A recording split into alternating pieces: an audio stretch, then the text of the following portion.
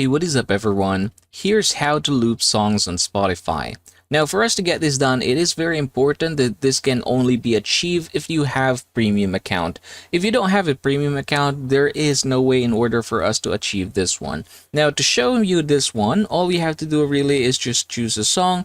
Let's just go ahead and try to find something, and then let's open one song. Say for example, this one. I'm going to go ahead and open that, and I'm gonna pause this as of the moment. So let's just go ahead and try to take a look at the controls here. You have the shuffle and then you have the repeat. If I were to go ahead and click this once, what's gonna happen is it's gonna loop the entire album or playlist that I am playing right now. Now, if I'm gonna go ahead and play it or click it one more time, you should be able to see there one.